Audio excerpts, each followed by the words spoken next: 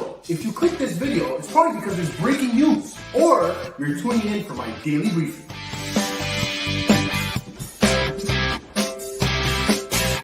If you're new to this channel, don't forget to like, comment, and subscribe. There's 3 ways you can support the Ange TV Show. Visit our merch store at the Ange TV Show on Teespring and purchase merch now. Or you could send a super chat. And finally, you could become a member of this glorious channel by hitting the join button at the bottom of the video. Alright guys, enjoy the show. What's up guys? We are live. Welcome back to the Ange TV Show, guys. It is Tuesday, which means we have another episode of The Unknown.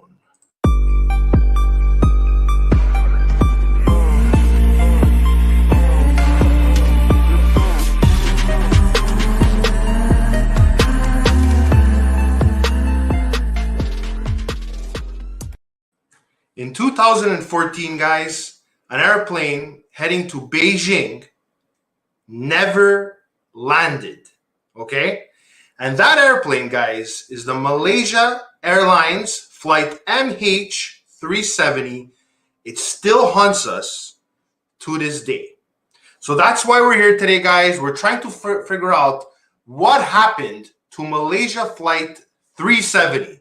Now, as usual, guys, we have our senior correspondent backstage who we're going to have on right now, Mr. Claudio Capri. What an entry. Good, man. Good. How are you doing? I'm doing good. Listen, Claudio, we have a lot to talk about today. There's a lot of theories. I'm sure you've heard about this, right, in the news? Yeah, no, I heard about this. It was really sad, and to this day, people still do not know what the hell is going on. So we're here. We're not, it's called the unknown. We don't have God's answers to everything. We are God, though. But we might leave you more confused. It might leave you less confused. But this is our theory for tonight's episode. So to answer your question, I have no idea what happened. I have no idea. I've been reading up on this and I have no idea what's going on. All right. Well, that's fair. Yeah. Guys, we have a little surprise for you. Okay. We have not a little surprise. It's a pretty big surprise, right, Claudia? Huge, gigantic. We have a huge surprise for you backstage, guys. We have a special guest, guys. He's been on movies. He worked with Michael Bay. He's been on a couple of movies. That's right. He's been on TV shows, and he's actually a good actor. He finished a movie. Actually, he came from the United States, and now he's here with us, folks. You're gonna be so, guys. We have an aviation enthusiast here to help us. Yes. Find out what the hell happened, and also to fact check us, because you all know that, guys. Previously, we always used to say stuff, but we didn't have somebody that could actually fact check. Well, now we have backstage, okay, social media frenzy, Mr. Senior correspondent, Pilot Bob. Hey. What's up, buddy? How are you? Good evening, guys. Nice to be here. Thanks for having me on. No problem, Mr. Producer. No problem. Guys, Pilot Bob, he's, like I said, he's an aviation enthusiast, right, Bob? Exactly.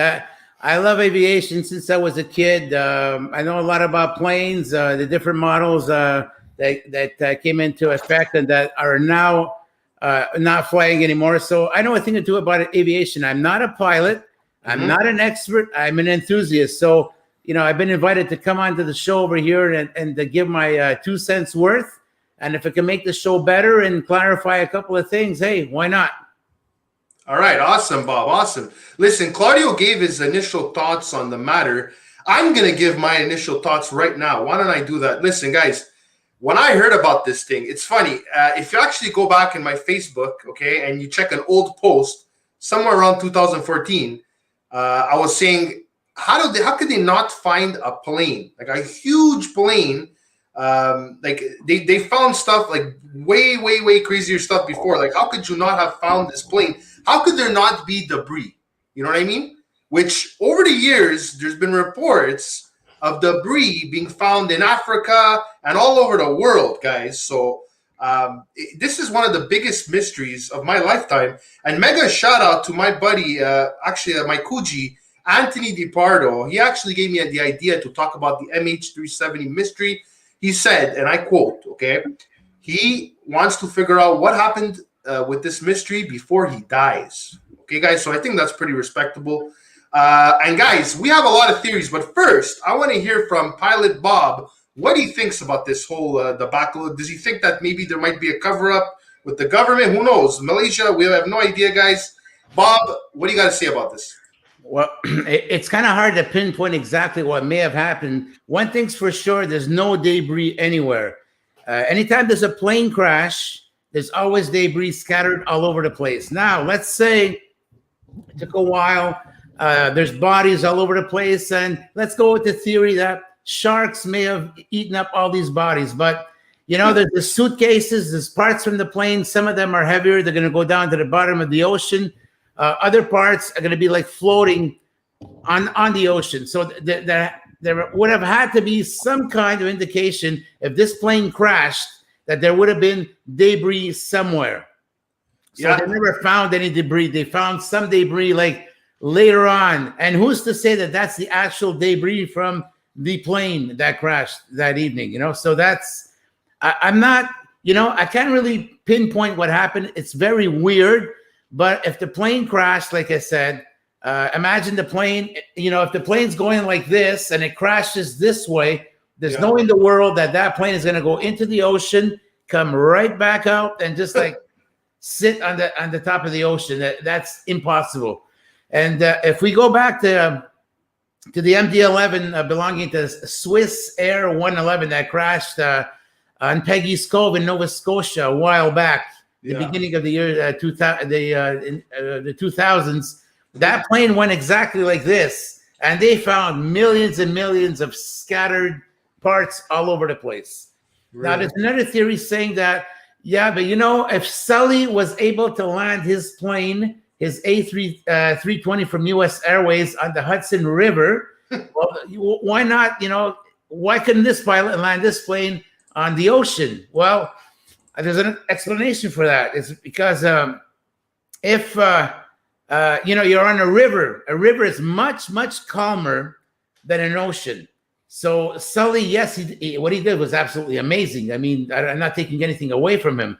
Yeah. But landing on a river is one thing, but going the land on the ocean where the waves are like yay high, this is like at large in the open ocean, no way in the world that plane's going to just land the way Sully did it. It's going to break apart in millions of pieces. Okay, so Bobby, you're under the impression that it went vertically or horizontally? Well, you know what? Under the impression. If it did go in the ocean, right, guys? If it did go into the ocean, maybe. Okay, if it did go into the ocean, maybe the plane would have come down the way Sully brought it. But then again, the likelihood of that being a very smooth landing is like next to none because the waves are so strong. The way it would have hit, that plane would have split apart. Yeah, and exactly. If it would have went this way, you know, either way, I'm convinced it would have split apart. Yeah. Yeah, but you know, guys, there was debris found, right? Yes, but where? Yeah. Well, I think in Africa they found some.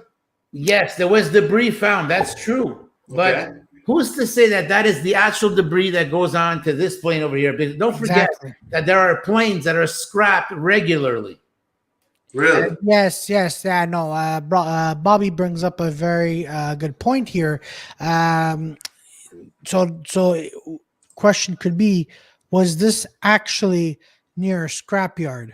That's the thing, because Robert mentioned, you know, the debris could be found by other planes, right? So who is it to say that it was actually this specific plane? Indeed, you know, it could have been another plane, but again, we don't know what's going on. And Bobby, I think you mentioned something about sharks. So you know, so sharks could have been eating people too. And then, you know, but question is, there was I read this article, I forgot where it was, probably from Fox News, like one of the greatest news correspondents in the world, and they were saying that there could possibly the sharks also ate the luggages as well too, because there's nothing that was found. So Wait, whoa. You're telling me that a shark ate a luggage? bro, a shark could eat anything. I'm just telling you what I read. Okay, it's possible that he thought it was a brownie or something. I don't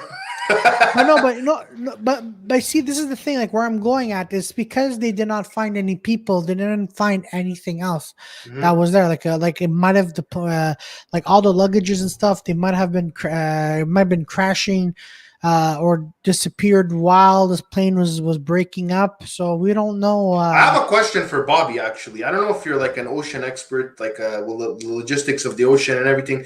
But let's say the plane went into the water. And it like kind of would it break in the water, or would it break right at the impact? It would break, or would the pieces go down in the ocean? Okay, let's say the plane did, for some odd reason, come to a nice safe stop the way Sully brought it, or the plane's only going to float for so long, and I believe it's maybe a half hour before water starts coming in. Okay. So if the plane does go down all the way down, it's going to go down intact. Okay. But what happens, maybe if it starts going down this way, and then when it hits the bottom of the ocean floor, depending on how fast it goes down, when it hits, it might break apart like the Titanic broke when it went down. Yeah. Okay, so Nick C said could have been blown to millions of pieces of possibly being shot down. That's another possibility that we're going to talk about. You're going ahead of us. Good for you, Nick. Good for you. So let's get right into the theories. We just went through one. It possibly just hit the ocean, guys. It could have just like crashed into the ocean. That's one possibility. Yeah. Well, I have a pretty crazy theory to tell you guys, and I'm sure you've probably heard about this. But what do you think the chances are that aliens intercepted the plane? Maybe they wanted to study it, right? I don't know. What do you think about this, guys? Claudia, would you like to open up? Sure. I think it's a possible theory. About everything that we've been talking about in the previous episodes, it could be a possibility. It could be also a possibility that this plane has been somehow transported to Area 51. Now, I know that's a crazy theory, but that's a possibility. But, out of all the millions of planes that the whole world has to have, like aliens have to have this one. Again, it could be an open possibility, but I believe so. I believe they shone a ray of light, and then probably the pilot probably went crazy, and he thought that the light was going to hit him. So maybe this is what happened, or maybe that again the Malaysian airlines knew the truth, but they were covering it up because maybe they did experience aliens. So there we go. But I like this theory that possibly was aliens. What do you think, Bob? Well, you know what? There's I'm also an enthusiast when it comes to UFOs and all that. Yes, I do believe that there is extraterrestrial life out there. If this plane was intercepted by a UFO, that could probably explain how the transponder suddenly went off. Because the transponder is what is transmitting MH370 on the radar screen. So this thing suddenly went off. It could be that it was caught up. It could, guys, you know what? It's not impossible. It could be that a UFO took this plane away. Wow. Listen, I'm surprised that you would be so okay with that. Like, I thought you were just going to say, well, what kind of a theory is that? You know what I mean? Well, you know what, guys? Area 51, I've done a lot of research on that. And I don't, this is my opinion. And, nobody has to agree with me. It's okay. We all have a different opinion, but Area 51, there's some truth to that. There's a lot of stuff going on there. And I invite you people to go watch some videos on the YouTube called Inner Earth. There's a lot of activity inside the core of the earth that a lot of people don't know. Really? So the existence of extraterrestrials here on Earth is highly likely. But then again, guys, don't take my word for it. This is just like my opinion. Okay, so, if aliens exist, Bobby, where would they be? You're saying that they're already around us? Well, you know what? I don't know much if they look like the green little men from Mars, exactly what they look like, but they are a very intelligent form of life. How is it that they're among us? You know what? Sometimes I'm asking myself, And are they part of the government? Well, there's actually a theory, Rob, that apparently there's like this reptilian elite aliens. Like it's basically people that look exactly like me and you that are actually aliens. That's the theory. Okay, I just don't. I don't know. I have a hard time believing about. Like I see it in the movies. These are things you see in the movies, but trying to figure out that actually exists. But this is interesting because we were talking about Atlantis a couple episodes ago. Yeah. And what I want to tell you guys is that I'm not saying there was aliens back in the days, but there's a lot of people now that believe aliens have always been here, especially in the times of ancient Egypt. I believe that the aliens built the pyramids or helped to build the pyramids. If you look at all the hieroglyphics, you see these big things that look like Cloverfield. Well, let me tell you, I think the aliens actually helped those civilizations build stuff because there's no way they would have been able to build the pyramids with slaves and everything. I just don't believe it. Absolutely. The way it's calculated, and if you put a mirror, the way it bounces off and it goes all the way down inside the pyramid there, that is too perfect for a human being to be able to do that. And the way the pyramids are built, to bring those blocks all the way up there with the tools that they had back in the day, forget it. Stop dreaming. There's some intelligent life behind that, and the way they were placed and positioned in accordance with the sun is just too perfect for that to have been done by man. I'm sorry. Exactly. And another thing I was saying about the aliens, that we have to understand that there's a lot of civilizations that were just that disappeared from the face of the earth. You understand? So maybe they were more advanced before. That's why we find stuff like that thing that we found in the ocean that looks like they were looking at the solar system with it. Like, you know what I mean? Maybe they were advanced before and then they got washed away. But we see a lot of civilizations, just like Atlantis, that come and go, right? So it could be that once new civilizations start, after the supposed end of the world for whatever beings there are, it's like we're restarting, right? Right now we have computers. Pretty soon we're going to have flying cars, right? Pretty soon. I'm saying maybe 100 years, whatever. It's coming, guys. I find once technology reaches a certain point, there's a crash and then everything restarts and we forget about these things. When it's the end of the world, we're going to forget how to make a computer. We're going to forget a lot of things, right? Nobody's going to be there to speak of it, right? So that's how I find things restart. Exactly. And, I just give an example. Look at this pandemic, okay, God forbid there would have been a pandemic that started killing off people like by hundreds of thousands a day. It doesn't take too long for a civilization to be extinct. Yeah. So, well, if we look at the last, was it not the Black Death? It was basically the Spanish flu. Listen, it killed a big part of the world's population, guys. You know what I mean? It could have gone really bad. Yeah. Abe said, I spoke about UFO aliens on my podcast. Comes from the book of Ezekiel chapter 2. Really? They talk about aliens. Is Ezekiel from the Bible, bro, Bob?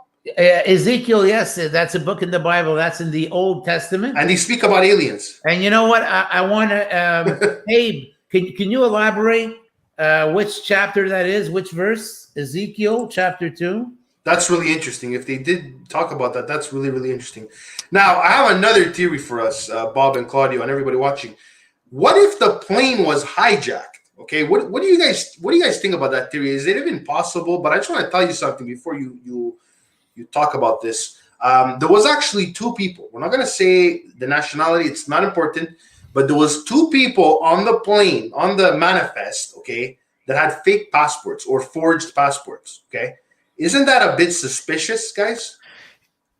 Go ahead, Rob. You have this, and then I'll finish it. Okay. Well, there are two hijackers in the plane. That's fine. Okay, so hijackers are in the plane. One thing's for sure. Who knows? If they start giving an example, start killing passengers, start killing the flight attendants and all that, and then through that they have the pilots open the door and they take over the plane, or they have this plane land somewhere. This plane eventually would have been found. It's hijacked. Where is this plane going? True. Makes sense. We have to, yeah, exactly. Even if it was hijacked, listen, you know what? You bring up a freaking good point, Bobby. If it was hijacked, don't you think they would crash it into something? Right? Exactly. The whole point of terrorism is to show what you did and then to say you're responsible. So Yeah, why exactly. hijack it and then just hide it? You know what? That brings up another interesting question about the plane was hijacked. According, I think it was. I think it was. I mean, two possibilities. Aliens are one of them, and this is the second one. I think it was because, again, a lot of planes get hijacked, and what's suspicious about this hijacking, though, is the fact that we would have heard, in the black box noise, gunshots, people threatening. We would have heard that, but hijacking could be a possibility, or one of the two men that were hijackers. They already knew what was going on. They probably knew how the black box worked, right? So they could have possibly done this. Now, again, as you mentioned, terrorists, they want to show that they terrorists. They want to show that they've done a job, right? Mhm. Yeah. So would it be to the next level if they really show, like, there would have to be some sign that it was hijackers. Okay. Well, Bobby, do you have something to say about this? Well, I thought it was referring to the black boxes and all that. We'll never know because the black boxes go with the plane, and the plane was never found. Thanks, by the way, Abe. I'm going to be writing that down. Thanks a lot. And so, geez, I lost track of what I was saying there. Hijacking. Yeah, the hijacking.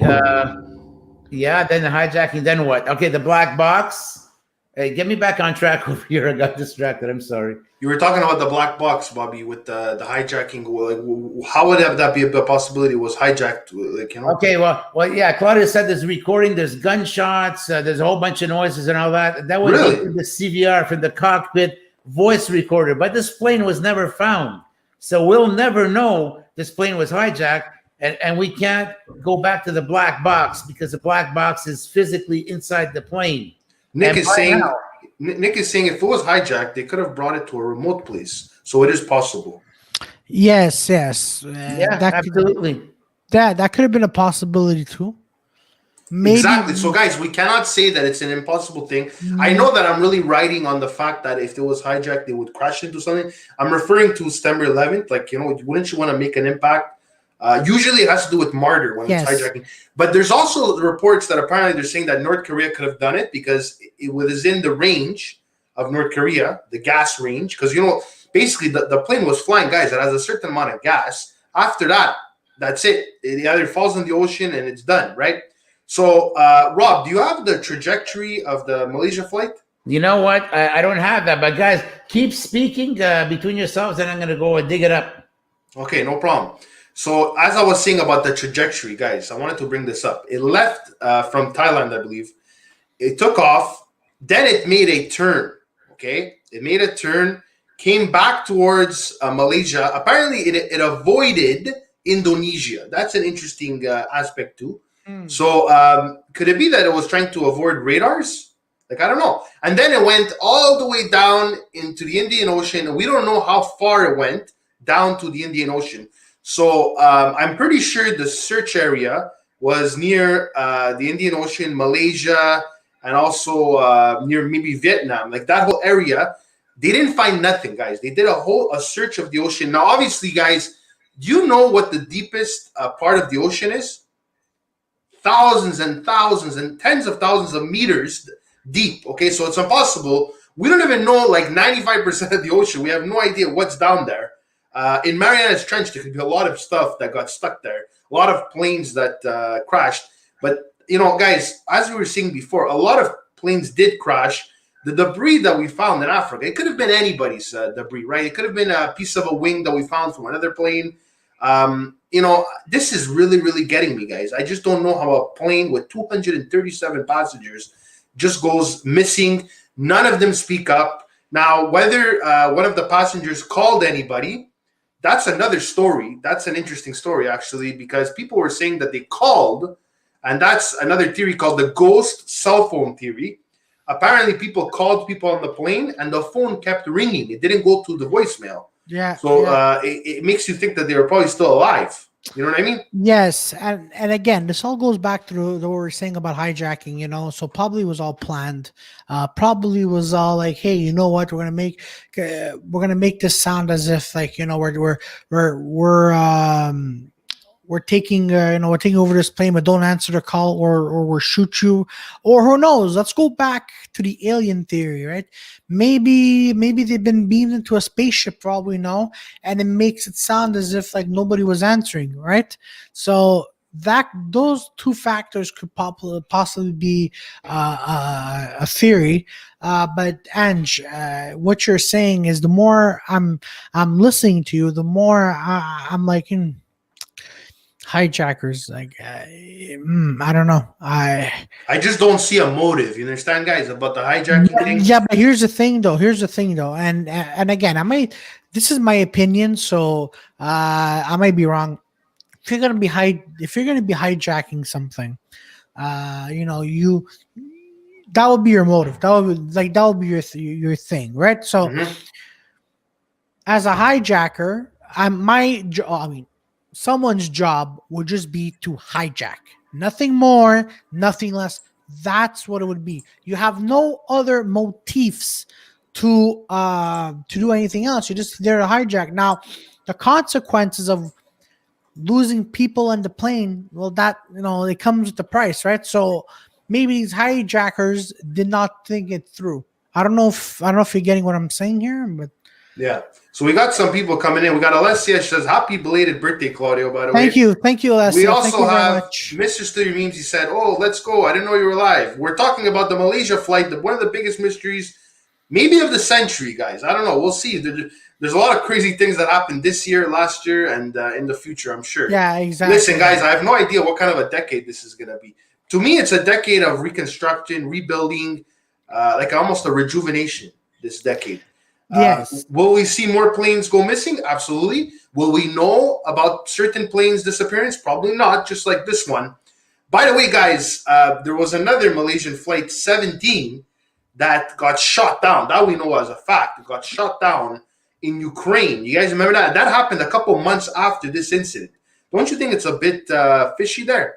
I don't know. By the way, Ange, I think I might have found something that goes along with the trajectory here. Okay, no problem. So let's go check it out. I'm going to add the screen, Bobby. You ready? Yeah.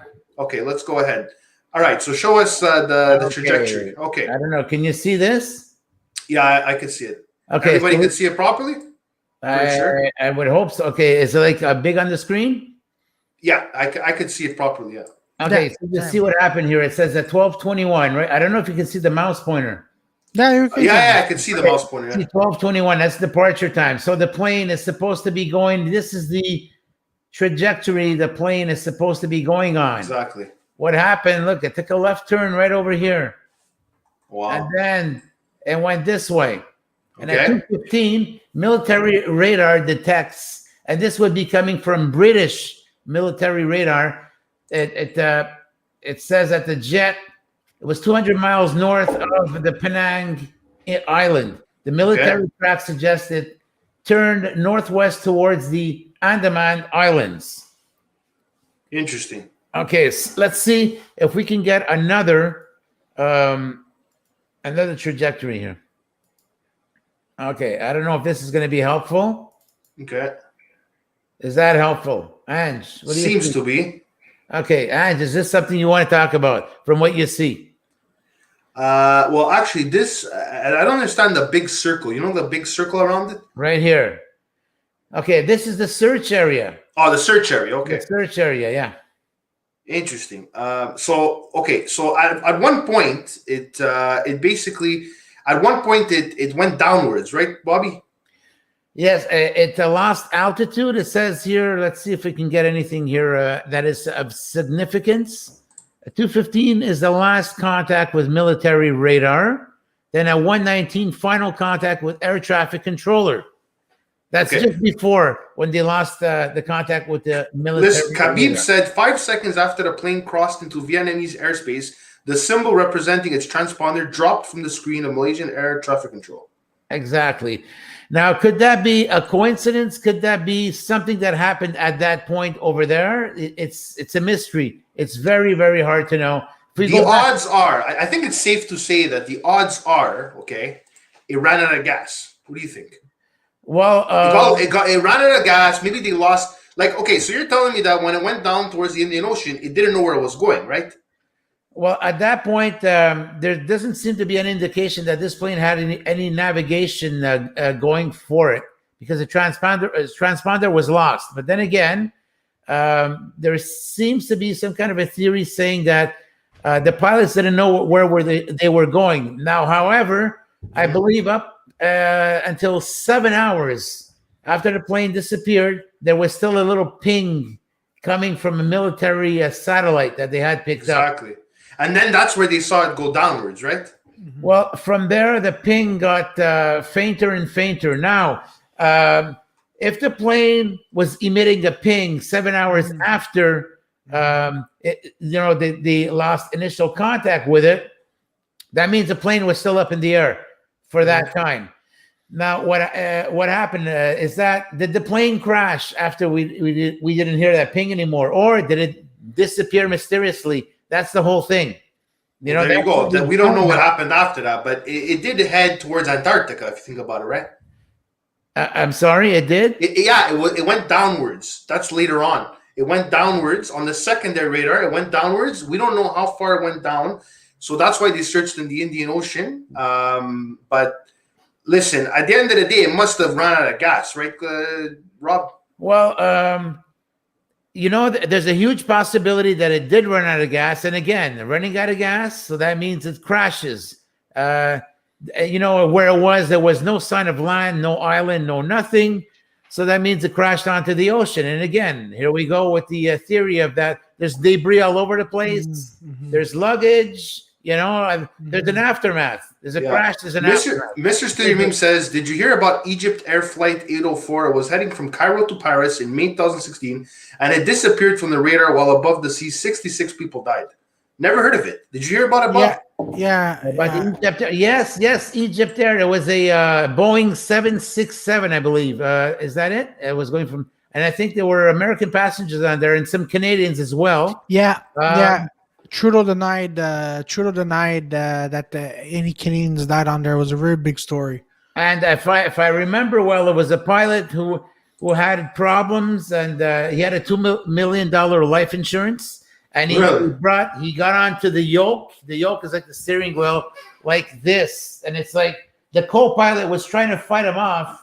There's no way you can get him out of there. The plane went into like a very, very steep dive. It went beyond its speed, and the plane broke apart already in the air because the G-forces on the plane were tremendous.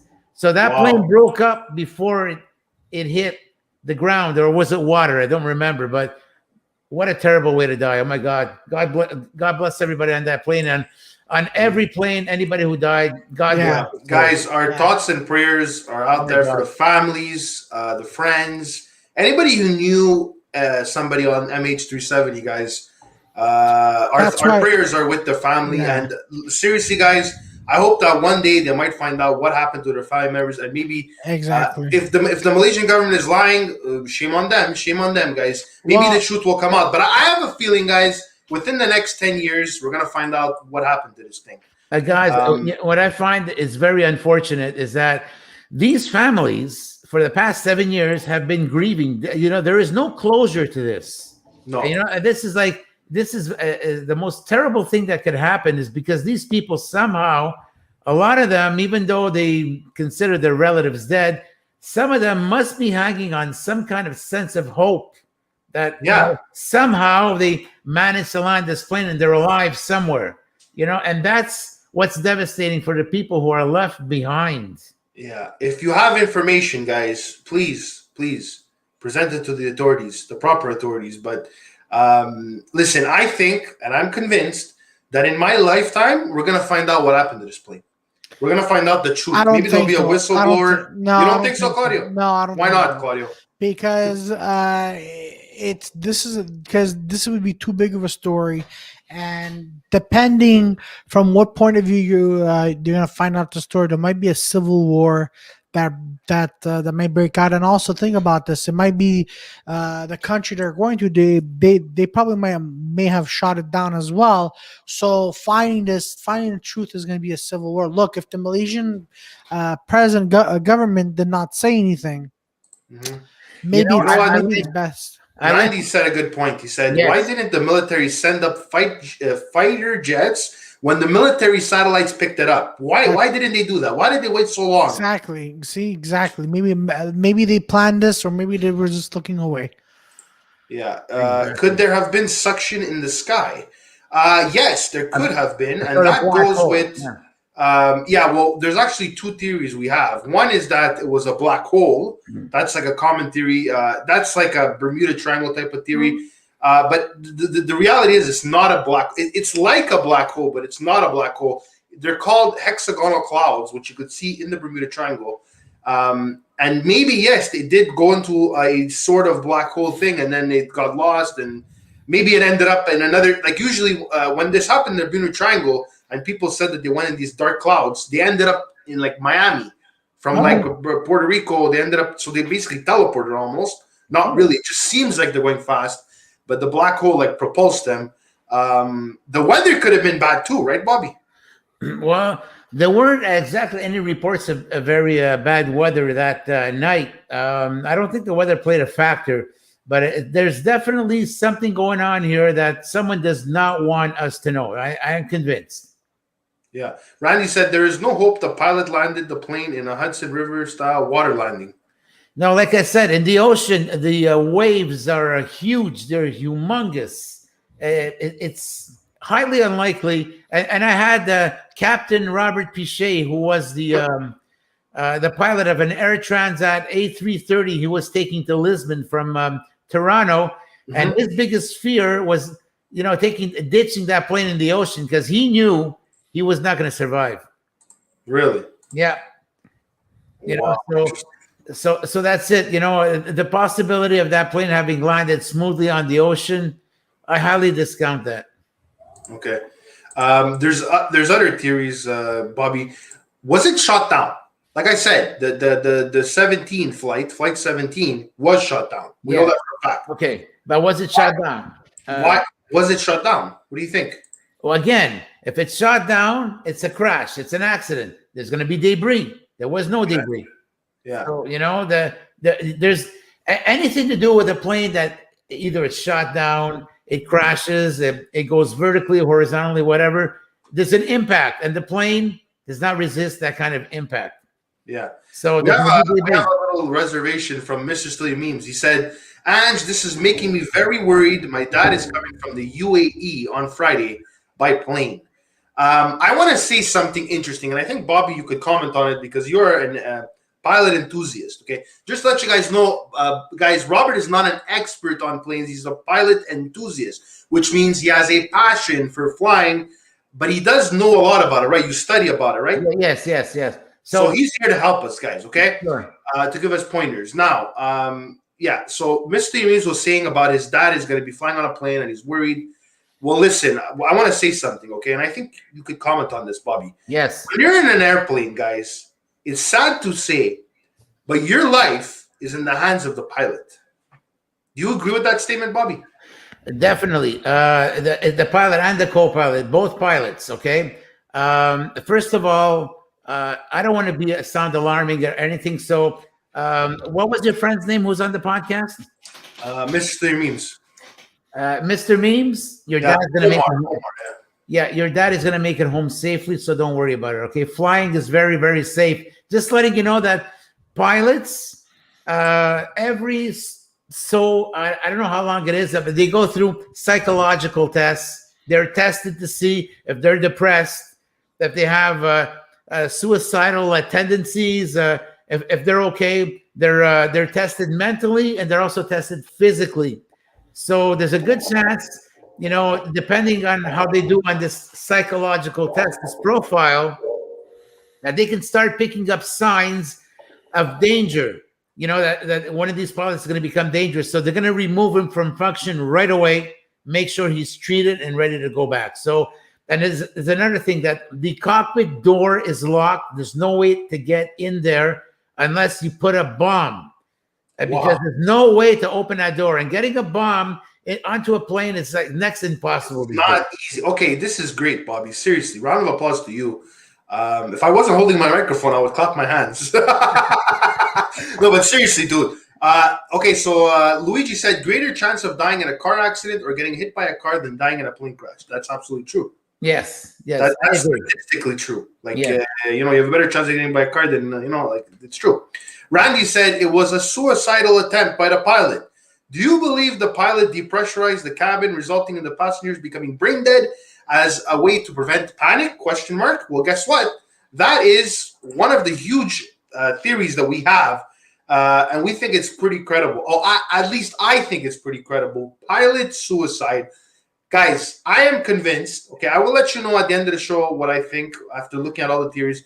I am convinced that the pilot was suicidal. Now, Bobby just told me something very interesting. He just said that apparently the pilots, they go through psychological backgrounds. Is it true? Background checks? Yeah, they go through background checks. It's both physical and mental. Because of crashes like the Egypt Air with that Boeing 767, because of the one with the, the German wings. That's another suicide. So because of that, they've strengthened the norms of aviation, and now it's much stricter. They want to detect if a pilot is mentally sound to be flying a plane, because let's face it, you said it, Ange, your life depends, it's in the hands of the pilot. So, but Bobby, let me just rephrase something here. Did you just say that they changed the way we evaluate pilots after the Egypt flight, which was 2016, right? Yes, exactly. Yes. Yeah. Okay, well, guess what? The Malaysia flight was in 2014, which means they didn't do any background checks, right? Well, you know what? Look, there is no foolproof test. I mean, you can go through these psychological tests and all that. And you know what? Maybe someone's really good at hiding his emotions.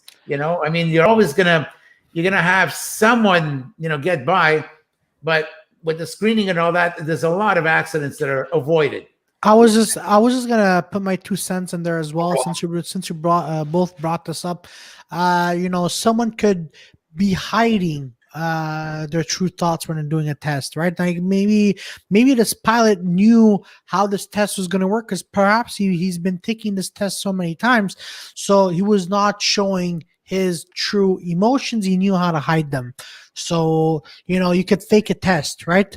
But people would say it's impossible to fake these kind of tests. But maybe he found a way. So maybe. Guys, I think it's interesting to look into his past a bit. I did read that he was having some marital issues that may or may not be true, guys. Like I said, the source is Wikipedia, which could be changed, but there was mention of that. There may have even been problems at work within the Malaysia Airlines. He was reported to have some trouble with them. So could this have been also maybe a way to get back at the airlines? Like, maybe he wanted revenge on the airlines. And you know what they say, misery loves company. Why not take 237 people down with you? What do you think? Exactly. Well, you know what? I'll tell you this much. Again, if the guy was feeling suicidal, he wanted to get back at anybody, it's a crash. There's an impact. There's debris. Where's the debris? What happened? Well, they found debris. They found debris in a lot of places in the last 7 years. Yeah, and actually, a 777 is a huge plane. Yeah, there's a lot of debris, and if that thing went down the way I thought it did, there's a hell of a lot of debris. It's not 6 or 7 pieces that you're going to find. You're going to find millions of pieces. So you're convinced that they were planted, these pieces? You know what? I'm not convinced. It could be. I'm no expert. I said I'm just an enthusiast. Yeah. Those pieces can come from any other plane that was scrapped. Mm-hmm. I mean, were we physically there? And okay, but Bob, do you know the statistics, or at least do you know how often planes crash? The statistics, planes. Oh my God, I don't know the statistics, but I'm going to tell you something. Okay. I think, if I remember well, every 10,000 cycles of flight, there's one incident on an airplane. It could be that an engine goes. It could be that there's a crash. It could be like it's a survivable crash. But those are the statistics, and it's a very safe way of traveling. And I'll admit to you that I am afraid of flying as much as I love aviation. Really? Yeah, I'm afraid of flying, and there's a lot of pilots, career pilots. Yeah. Like 20, 25 years in, they're afraid of flying as well. Really? Randy said, we may find the plane. A company called Ocean Infinity is working with the Malaysian government in an attempt to find the missing plane on a no-find, no-fee basis. What do you think about that? Well, you know what? They found the Titanic after all these years, you know? Hey, nothing's impossible. Who knows? Yeah. When did they find the Titanic?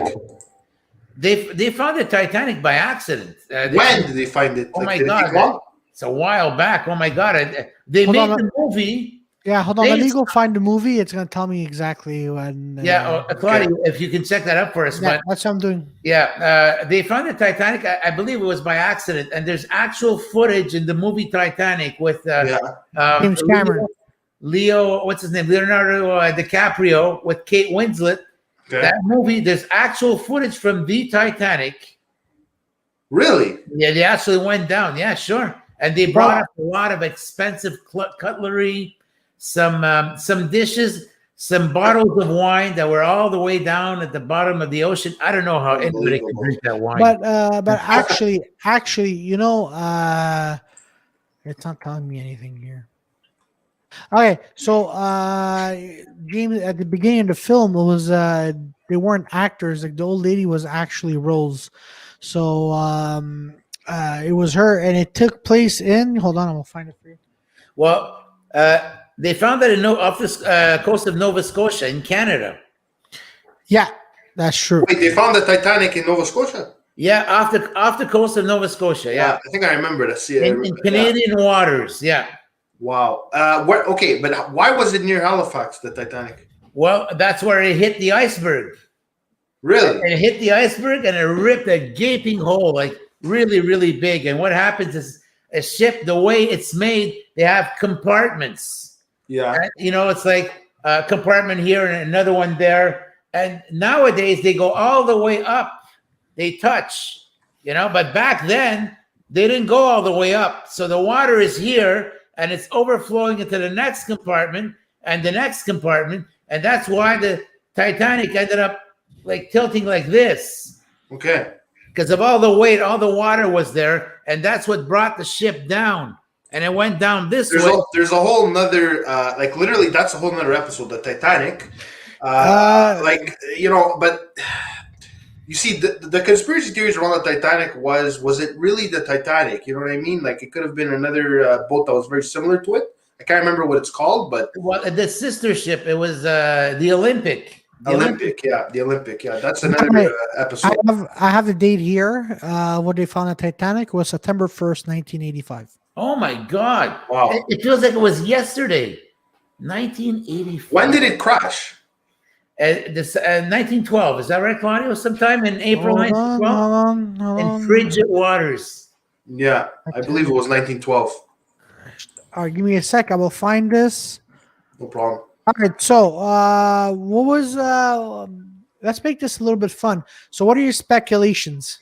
I say sometime mid-April, April 14, 1912. Is that it? 1912 is correct. So it was in 1912 that they crashed. They found it in 1985. Holy cow! Yeah, they found it. They found it 73 years later. Yeah. Yeah. So What? April. So dates. It was April. Okay. So the date is April 14th, 1912 till April 15, 1912. Cause collision with iceberg on Aprl 14th. How did they find it, Claudia? Do you know? That's what I'm looking at. Well, as Bobby said, they were finding they found it by accident, and then actually James Cameron. One of the theories is James Cameron was filming Under the Sea for an IMAX film, and he came across the Titanic. Really? So yeah. Well, I mean, it was. From my speculations here, from what I'm reading correct, it's not exactly. He didn't exactly know it was a Titanic until he read up on it. He goes, "Oh, I landed on it. Well, not landed, but he found the Titanic, right? So then he made the documentary, which is a really good documentary. It came out actually that documentary came out a few years later because a few years after the Titanic. But then that's how he made the film. And at the beginning of the film, those were actual researchers that found the boat. Wow. And the old lady Rose, that was her. It was really her. Yeah, it was really her. Yeah. Oh wow. Yeah. Okay. Yeah. Guys, let's get on to the next couple of theories. We have a few left. So there's the plane caught on fire. So who here is an expert with that? Because I don't understand how it could catch fire. You, Claudio? Okay, go ahead, Claudio. All right. So listen, what happened was the plane was flying, Okay. and something hot in the engines happened, and then that blew up, and that's how the plane could have got on fire. So you think the engine overheated? I think so, because I mean, look at the picture. This plane looks like it was built in 1975. Well, actually, Claudio, I'm gonna disclaim you on that. Sorry. If an engine catches fire, all the pilot has got to do is he cuts off the fuel supply to the engine. He just shuts off the engine. What's happening outside, unless it's an explosion, there's no way a plane's going to catch on fire because of the engine. What might have happened, maybe some faulty wiring inside the plane. Like let me, and then I'm gonna counter your counterism. Is maybe the hijackers made it on purpose that the engine caught on fire. Think about that. Okay, you know what? They'd have to be pretty damn good. I don't know how they can go out there at 39,000 feet and it's minus 56 degrees Celsius, traveling at 800 kilometers an hour. Man, they must be some pretty good stuntmen to do that. Exactly. Listen, do I think it's possible? By the way, Randy was saying the reason I stick to my theory is because the part of the plane found off the coast of Africa was the flap that allows the plane to slow down. Okay. Do you understand what he's saying, Rob? Yeah, the flap. Exactly. The flaps are what you have on the wings. Let's say you're flying forward this way, and right in the back, if you take the wing surface, it's like this. What happens is when you're coming in for a landing, there's this device called the flap that comes out like this. And you see what happens is that it goes this way. And what this does is creates drag. It slows down the plane and the plane loses altitude. And that's how the plane can come in for a nice safe landing at 180 knots when it's landing. So a flap is the part that goes this way. The mobile thing. They go from 0 to 40 degrees extension like this. And also, on the front end of the wing, it's called the leading edge slat. So when this comes out on the front end, there's another part. It's a slat. What that does is breaks the flow of the air. It decreases lift, and the plane loses altitude going down this way. All at the same time, slowing down the plane. That's what a flap is. Wow, interesting. Like I said, you do know a lot about the planes. It's my passion. I love aviation. Listen, Michael Ankers brought up an interesting point. He said, could it be that one of the passengers had to do with this? Could there be any way they interfered or they caused the hijacking or they, I don't know. Or maybe, what if the pilot got sick? Do you think that's a possibility? Well, okay. It's a possibility. That's not a problem at all. But then again, you also have the co-pilot who's there and the backup.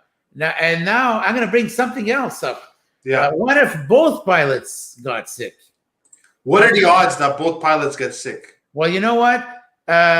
It's made so that it doesn't happen. First of all, they don't have the same meal. If the first officer, he's the guy with the 3 stripes. The 4 stripes is the captain. The captain's always seated on the left, and the first officer is seated to the right. Okay. If the pilot, the captain, the four stripes, if he's having chicken, well, then the co-pilot's going to have spaghetti. just in case, because if the chicken was poisoned and he gets sick, well, they're going to decrease the chances. If he has spaghetti, chances are he won't get sick. But again, if we go with this whole conspiracy thing, what if someone poisoned their food and these people actually, these pilots? Wow, that's an You know what I mean? amazing theory.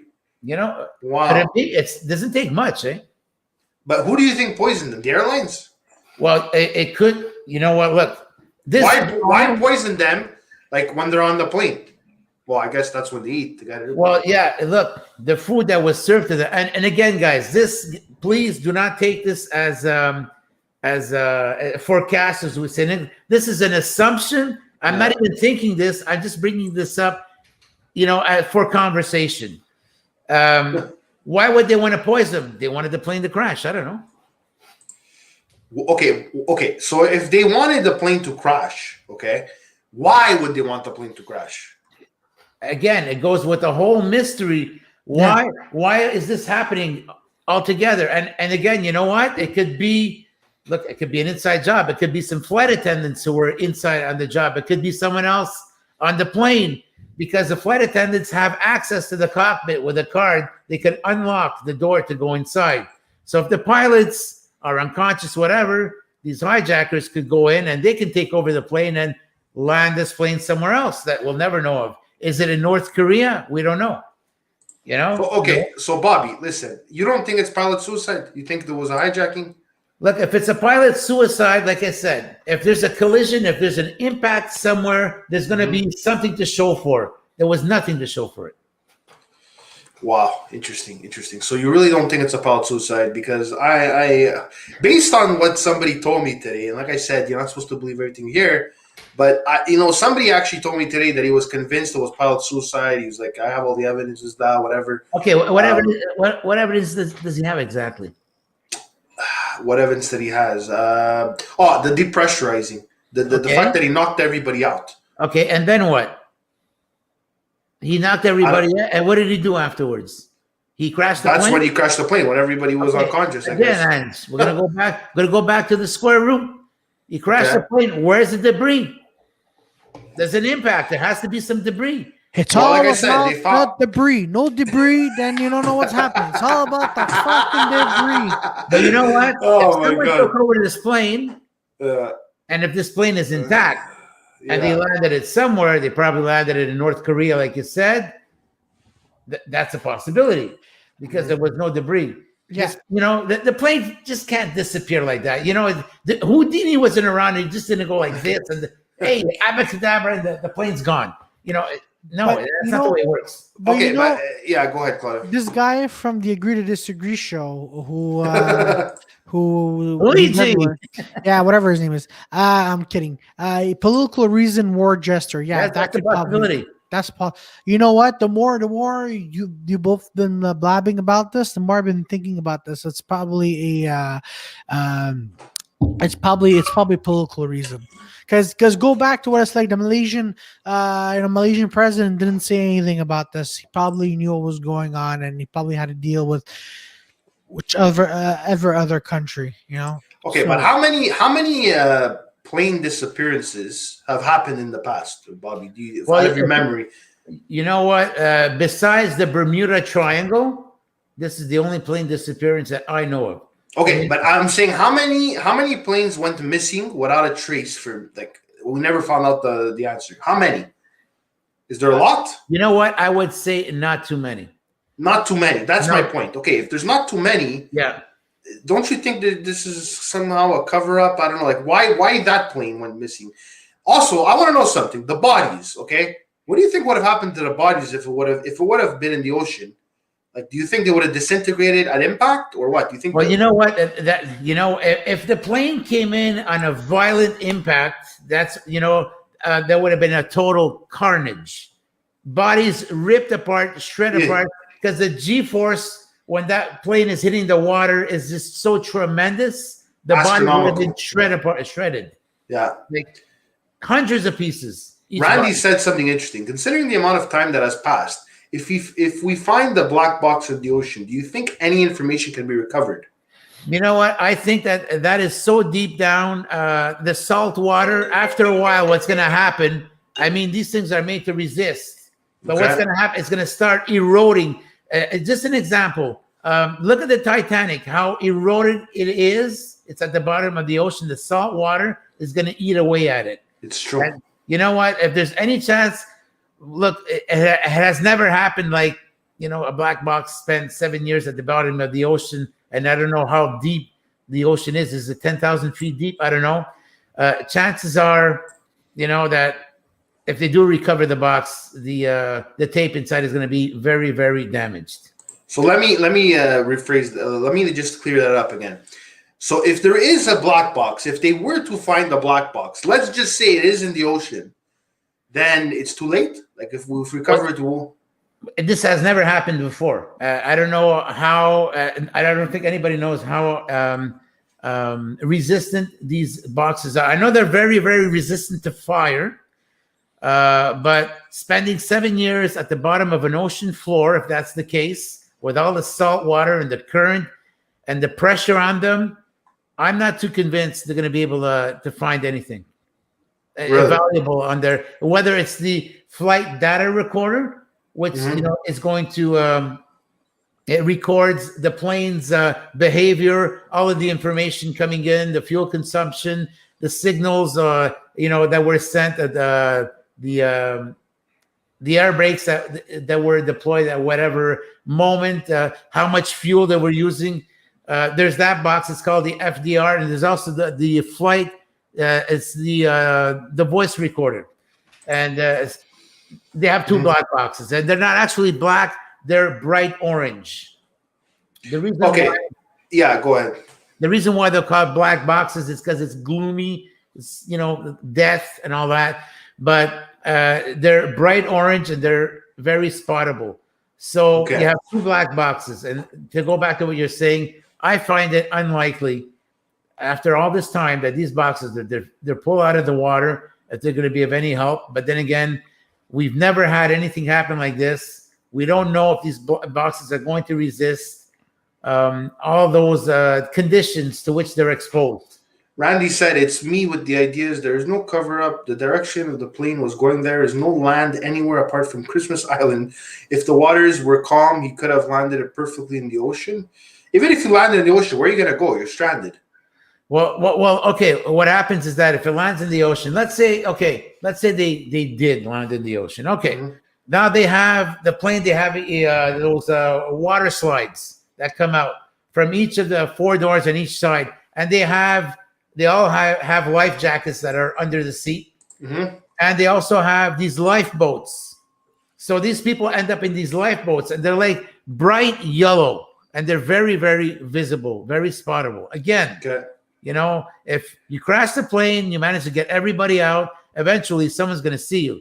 And, that's if you go for days and no one finds you and the inevitable happens. Eventually. So it is possible that they landed in the ocean and survived at least a bit, or there was lifeboats. You know what? Unlikely, impossible, no. Because if you would have told me before Sully landed his plane on the Hudson River, I would have told you that's highly unlikely. Is it likely that they landed on the ocean? You know what? Like I'm saying, even more unlikely than what I thought of Sully landing on the river. But then again, if they did, these lifeboats are bright yellow, so there's no way you can miss them. And even if you go on for weeks, months, eventually you're gonna see these lifeboats. I have a question, Bob. Should we keep searching? Like, is it worth it to search the ocean, high and low? Like, is it worth it to keep doing this? What do you are you convinced it's in the ocean? You know what? Okay, I'm going to answer this in two tiers. And my heart is for the families, if you want to bring a closure for them so that, they could go off and go on and live their lives and bring peace to this and a closure for them. Yes, it's worth it. But, and that's the way if I could have it my way, that's the way I would do it. But if you go on the government side, it costs millions and millions of dollars searching for something like, spending all that money and all the money they spent already for the likelihood of recovering anything, the government probably is going to say it's not worth it. But, like I said, if it would be for the families and if it would be me, if I'd be the leader, I'd send the country bankrupt because I'd have the whole world looking out there and bringing like closure to this. To me, it seems like now we're concluding here, but to me, it seems that it would be impossible that it's not in the ocean. Like, if you look at the trajectory and uh, any possible way it went, but like the thing is, we know it went down the Indian Ocean. If it went in somewhere in Asia or in Vietnam or something, then maybe there's a possibility. But it clearly went downwards with literally I think the closest thing is Antarctica, and it wouldn't even make it. It wouldn't make it to Antarctica without enough gas, right? I don't know. I mean, you could glide a plane for so long, and just to put this in perspective, Captain Pichet at 33,000 feet was able to glide his plane because he had the height. He was 160 kilometers away from the Terceira Airport on the Azores Island. He was at 33,000 feet, traveling at 800 kilometers an hour, dropping at 300 feet a minute. He was able to glide a 150-ton plane for 18 minutes. Wow. So just to give you a little bit of a perspective. And okay, so all you got is maybe half an hour at most. Half an hour. That's a 330. It's a plane that's a little smaller than the 777. The 777 is a huge jet. It's the 200 extended range variation of the 777. It probably, like you said, it has a half hour to glide. But then again, if we're losing altitude, how high was the plane? Yeah. Was it at 20,000 feet? You need the height. You need the speed. Well, I think the question we could say, is maybe there's a possibility that the trajectory is wrong. Maybe it's false. That would be the only way I could think that it landed on land. You know what I mean? But if we're going through what they're saying is the trajectory, there's no possible way this plane landed in Asia or wherever, anywhere, any land for that matter. What do you think, Claudio? It's very highly. These are all possible theories. I don't know. Maybe they even found answers and they're not pushing this on the media. Maybe it's lost forever in the ocean and that's it. But to conclude on my point of view on this is, I'm always going to go back to two possibilities. Either it's aliens or the fact that it was a political war or political, because it's always at the end. I think about this, folks. Well, yeah, it could have been shot down. Like, listen, it could have. Like, okay, Bob, is there a possibility if it was shot down, nobody saw the explosion or nobody saw anything in the air? Is there a possibility? Where it was placed, there's no way in the world that anybody could have saw that plane exploding because it's like really far out in the middle of the ocean. Like land is like far, far away. Okay, so let's say they were to shoot it down and somewhere in the Indian Ocean. Do you think like it's possible that nobody would see it? Nobody would see the explosion? Well, you know what? There's a lot of traffic. There's other planes flying. So you know there you go. There's a likelihood that some other plane might have seen it.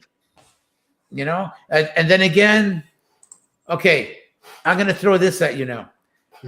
It took a long time to search, right? There's also this. What if they had sent a party out there, search party, and they gathered up all this debris and they took it somewhere to cover up maybe the plane was shot down, exactly, and they were diverting the search to other areas so that they won't get near where that plane went down. So could it be that they picked everything up and maybe they might have forgotten that little aileron or flap that ended up in South Africa, or was it in France? Could it be possible? Could it be that they hurried up and picked this up, and because there probably is debris, at the bottom of the ocean, because the engine is not going to float, the wing is not going to float. It's way too heavy. I heard a theory apparently that Russia could have stole the plane because apparently the parts, like the engine. Is it common that people steal planes for parts? Like the engine apparently is very expensive. Well, you know what? That's going through. I'm going to tell you something. That's going through a lot of trouble and all of the political backlash that can bring. Can you imagine having the world against you? How bad Russia would look if they would have done that? I don't think Russia would have been crazy enough to do that. I mean, you expose yourself to major sanctions around the world. You can get into real trouble with that. So I don't think they would, because I'm going to give an example. Aeroflot, Russia's national airline, they're flying Boeing airplanes right now. Really? So why do they have to steal a plane? They have, it's easily accessible. And if I'm not mistaken, correct me as someone if I'm wrong, I believe that Aeroflot has the bigger Boeing airplanes. Could be that they even have a 777 as well, or maybe 2 or 3 of them. So Triple Diamond Collectibles said the surrounding airport tower wouldn't have the coordinates of height or speed with a question mark. Okay, to answer you, Triple Diamond Collectives, in a normal case, yes, but don't forget the transponder was turned off. That's what is emitting the signal on the radar screen that says MH370, and that also emits the type of airplane. It says the airplane is a Boeing 777-200ER, meaning extended range. They also have the identification of the plane, and the identification of that plane, the particular one was 9M-MRO. So you have all that information there. That's the only way they could know. If the transponder is turned off, Randy said, whatever way you look at it, a plane just doesn't disappear. Exactly. Maybe if it was 40 years ago, but this was 7 years ago. Well, the only way I could see that the plane disappeared, and you're telling me that planes don't just disintegrate, like with all the people, it just doesn't happen. well, Completely in one splash. Like it doesn't just disintegrate, right? run that by me again. Like what? Let's say the plane, it hit vertically, horizontally, whatever way you want to hit it. It wouldn't just disintegrate like a laser beam. Let's say I would shoot a laser at you, you would disintegrate, right? If I have a laser gun. You mean this like disappear? Is that what you're saying? Yeah, it just doesn't disappear. So No. Look, I can tell you what's going to happen. The plane, the moment it hits, it's going to break into millions of pieces. Now, listen, millions of pieces. There's a lot of pieces going down to the ocean floor, and there's a lot of pieces that are left on top of the water that are, that's floating. Could it be that someone went out or a party, they picked up all these pieces, all this debris, and probably forgot that aileron or a little, some parts that were forgotten? Could be. There were a lot of them. Fatima said it's an inside job. Plus, were there actually people on that flight? Wow, that is something I want to talk about, okay? What if this was all staged? What if the plane, that the trajectory wasn't even of Malaysia? But what if this was all a distraction? Fatima, to answer your question, Decoy. That's an interesting point that you brought up. But to answer your question, Fatima, there's a registry. Passports are stamped. People go through a computer. Yeah. The International Civil Aviation Organization can easily go back and check to see if this was staged or not. So is it possible?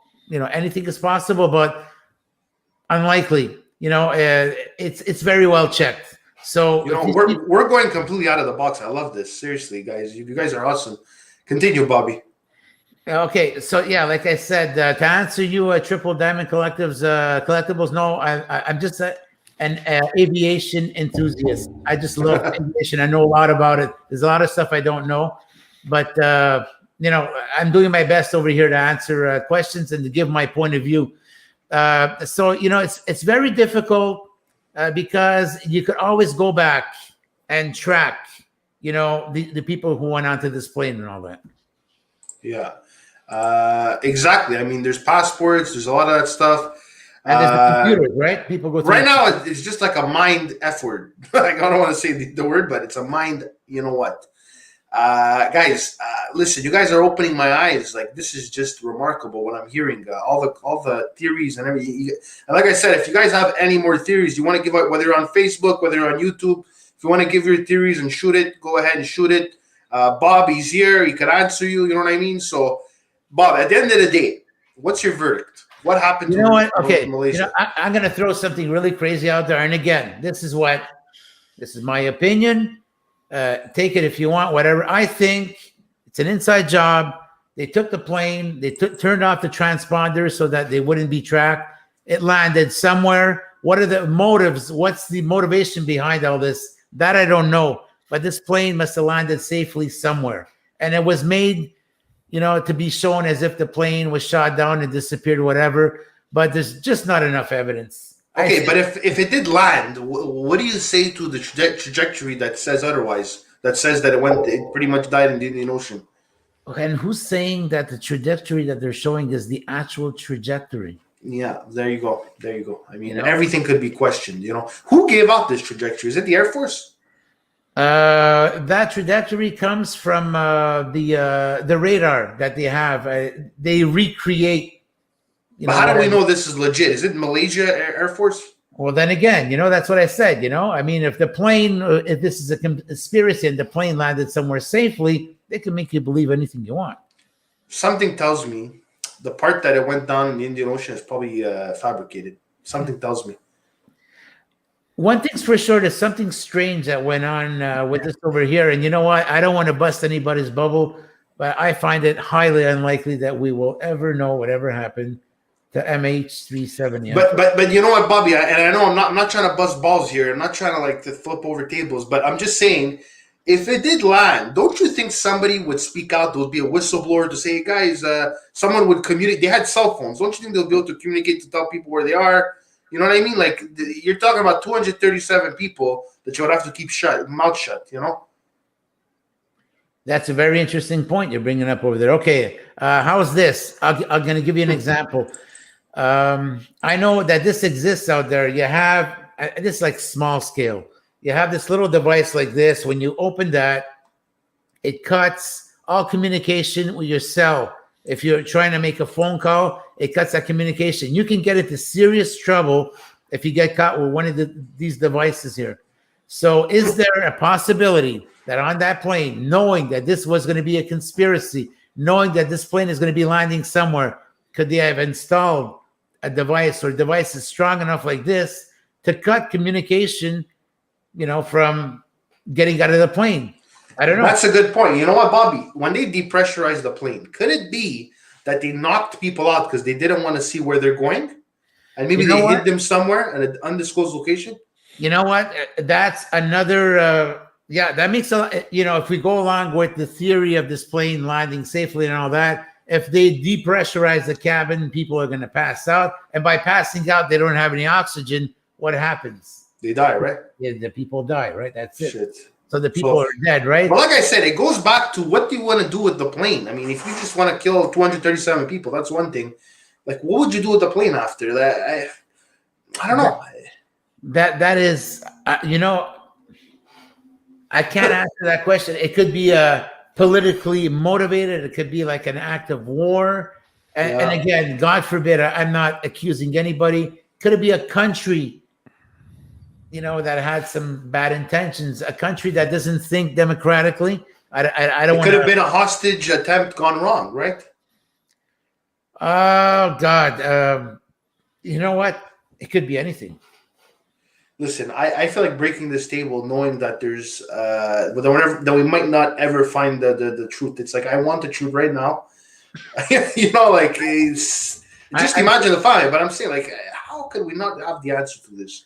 We're in 2021 and we can't find the answer where a freaking plane is. A huge plane. I'm convinced, there is an answer out there. That's definite. But I am convinced that we will never know. We'll never know why, because of the backlash that can come of this, the huge implications. Someone out there knows what happened. And Randy said the flaperon, which is found off the coast, had barnacles growing on it, which they only grow in a specific part of the ocean, giving them a more or less idea where it went down in the ocean.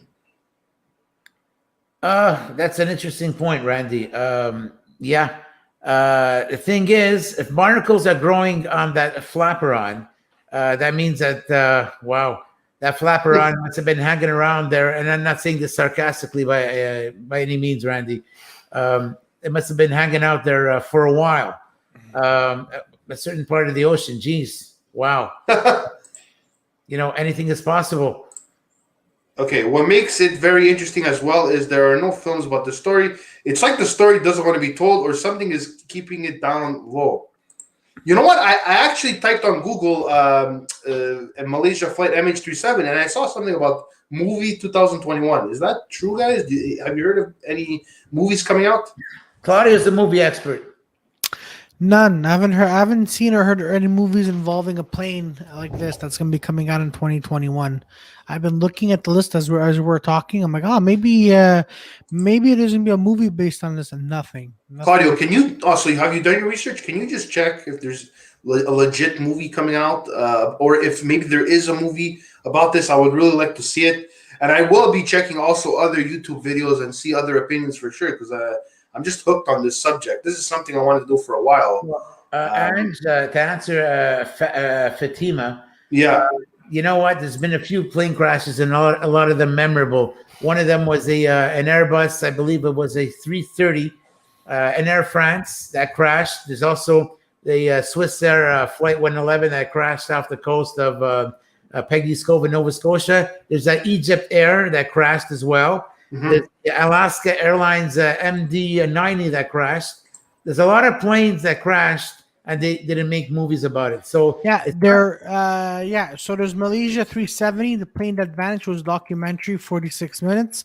An investigation to Malaysia Airlines Flight 370 that disappeared on March 8, 2014, with 239 people on board. That's what I found. Then there's another one. But that's an old documentary, right? Yeah, it's a YouTube documentary, right? Yeah. But there's one called The Vanishing Act. It's basically about the untold story of a missing Malaysian plane.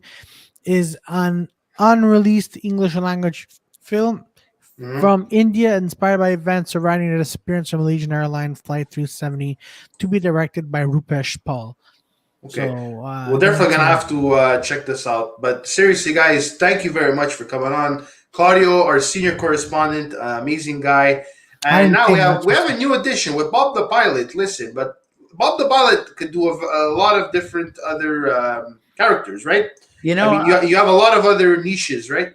I'm knowledgeable in a few things. I have a lot of passions. You know what, Ange? If you want to have me come back, I'll be more than glad. Exactly. I mean, we have tons of other mysteries. We have a lot of mysteries to unravel, guys. It's only season 1. This is only the beginning. Next week, I'll let you guys know. We're going to do another poll on my Instagram story. Guys, don't forget, follow the Ange TV Show on Instagram at the Ange TV Show all together. If you have Facebook, add me on Facebook. We could connect that way. Guys, go and follow also Claudio, his group, The Dirty Four on YouTube. Go like, comment, subscribe to their videos. Bobby Short Shorts, that's his channel. The guy at the bottom, Mr. Pilot Bob. He has Rob's Inner Circle. It's a podcast every Monday. He always has interesting guests in the film industry, actors, all kinds. Hey, Bob? Yes, and Ange, if I may add something related to aviation, I had, I believe, God, what was the date? Was it March 11th? I had Captain Robert Pichet. It's my hourly podcast. He was my guest on Rob's Inner Circle. He came on and he recounts the story of how he lost both engines over the Atlantic Ocean. An absolutely interesting podcast. You want to go check it out? Go ahead, click onto the Bobby's Short Shorts YouTube channel on the Rob's Inner Circle playlist, and you can find it in there. At the same time, why don't you just subscribe to the channel and hit the notification bell? You know what? We like the blue thumbs and comments. Do the same for the Ange TV Show, and do the same for the Dirty Four. Yeah. We need your support. Thank you so much, everybody. And also, guys, 3 Men in a Podcast, me, Claudio, and Luigi, who's the Agree to Disagree show. We have a podcast together. It's called 3 Men and a Podcast on YouTube. Go check it out. Tomorrow we're having Steve. I can't remember his last name, Claudio. Santrisos? No, Steve's Louis. If you're here, what's his last name? Something long in Greek. But he is the owner of Stogie's Bar downtown. So we're gonna have him on. We're gonna ask him a few questions. We're gonna ask like what he thinks the bar and restaurants are going to be happening in the summer. Are they going to open? Are they going to stay the same time? Close as now. And also, since it's called 3 Men and Podcast, we focus on Steve Ciozos. Thanks, senior correspondent number 2. And so since we're going to talk about men's health, we're also going to be talking about Mr. Ciozos' mental health, how he's doing throughout this pandemic, because I'm sure, we're sure that it's also stressing him as well. Yeah, and also on our last note, guys, me, Claudio, and Rob are part of a show called, what Daily is it called? struggle. Daily Daily struggle. Struggles, guys. We're part of a production called Daily Struggles. It's Robert's production at the bottom of the screen. Guys, go support the Daily Struggles sitcom on YouTube. Just type Daily Struggles sitcom. You'll find it. Subscribe to the channel. Go check it out, guys. Have a good time watching the episodes. And also, guys, if you guys didn't know, it's also available on Roku currently. So it's on TV, guys. If you have the Roku box, you could go to the channel Rise Up, and you could watch Daily Struggles on it. You could see my face there. You could see Claudio's face there, and also Bob. And like I said, have a laugh and support us. And also, finally, there's also merch now available for the Daily Struggles. Where could they find it, Bob? Okay, Ange, I don't know if you can put this up. It's on 514brandingco.com. That's 514brandingco.com, just as it's pronounced.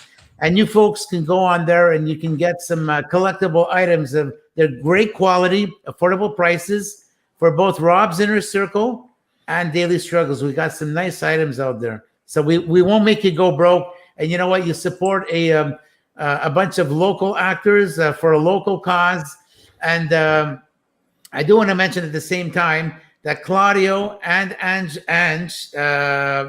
both appear separately in an episode each, and they're in an episode together. Their performance was absolutely hilarious. It's worth it. You go see Claudio and Ange. You're going to see them out of the box, things they don't normally do. We had a great laugh. And there's more to come, guys. I'm going to be returning on the show, guys. So there's more to come. Stay tuned. We're all excited for that. So like I said, guys, thank you very much for coming, whether you came on Facebook, YouTube, email, wherever you came from. Thank you very much. I just want to conclude that we don't know what happened to Malaysia Flight, but in my opinion, guys, I'm still convinced it's a pilot suicide. But believe what you want to believe, guys. And do your own research also, and let me know what you find, guys. Do a little bit of snooping. Let me know what you find, guys. I'll see you guys tomorrow on 3 Men in a Podcast. So it's not going to be on this channel. It's going to be on the 3 Men in a Podcast channel. And then I'll see you guys Thursday. We have Mr. Andrew Michaels from the Drew Experience Podcast at 7:30. We're going to be talking about something a little different. UFC, guys. I'm going to punch the camera over here. So I'm not a big UFC guy, but there's a lot of things I want to know about the UFC. So I'm going to be interviewing Mr. Andrew Michaels. Very excited about that. And then Monday, guys, we have the Day Show at 2 o'clock. Like you guys know, every single Monday, your week in review on the Day Show. All right, guys. Me, Bobby, and Claudio are signing out. Bobby, do you have to say something before we get off? I wanted to say something. Just one last thing. No problem. Talking about UFC, you're going to find out how good a UFC fighter Ange is, because he and I scrap it out. And if you want to see how much of a rat Claudio is, selling cars behind a wife's back, you got to tune into Daily Struggles, guys. That's it, guys. Go watch Daily Struggles. Do me a favor. And like I said, if you have Roku, you could watch it right now, guys. Roku, the channel is Rise Up, and you could watch us right now. Guys, take care. Thank you for your support. You guys are amazing, beautiful people. You're all champions. And I'll see you guys tomorrow on 3 Men in a Podcast. Okay, guys? Good night. Take care. Me, Claudio, and Bob are signing out. Ciao, guys. Take care.